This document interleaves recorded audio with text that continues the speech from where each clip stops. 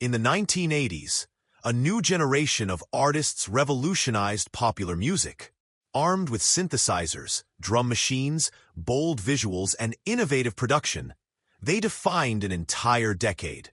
Their songs dominated radio, their videos reshaped MTV, and their styles set global fashion trends.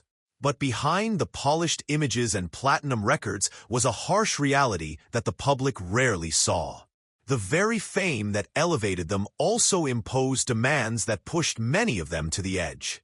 The rise of acts like Duran Duran, Eurythmics, Depeche Mode, Culture Club, Tears for Fears, and others wasn't accidental. It was engineered through non-stop touring, intense media exposure, and relentless pressure to produce hits. Record labels controlled their image, sound, and public appearances. Everything was scripted, from clothing choices to interview answers. What fans saw on screen and stage was carefully manufactured by management teams and marketing departments.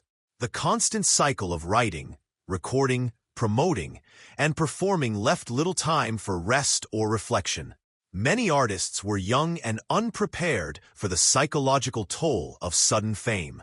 Some were barely out of their teens when they were thrust into global stardom.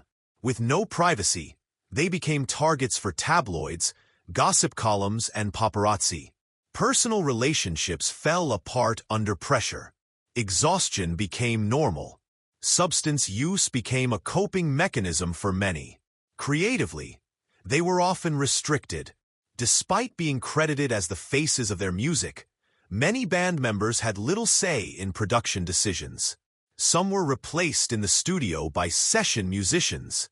Others had their work remixed beyond recognition. To maintain chart success, they were told to conform to commercial formulas. Innovation was only allowed if it aligned with profitability. Conflict within bands was common. The stress of constant exposure, differing artistic visions, and business disagreements fractured many groups. Internal rivalries, financial disputes, and resentment built up behind the scenes. Lineup changes were frequent. Some bands broke up at the peak of their success, unable to withstand the pressures fame brought with it. Meanwhile, the media that once celebrated them began to shift. As the 1990s approached, newer genres and acts took over. The artists who had once defined pop culture were now seen as outdated. Record labels moved on to younger faces. Former icons found themselves with dwindling airplay, declining sales, and fewer opportunities. Many retreated from the spotlight, voluntarily or otherwise. A few attempted comebacks, but the industry had changed. Attention spans were shorter, trends moved faster, and nostalgia wasn't always enough to guarantee relevance. Those who returned found a different landscape, one less forgiving, less lucrative, and more fragmented than the peak years of the 80s. The legacy of these artists remains embedded in music history.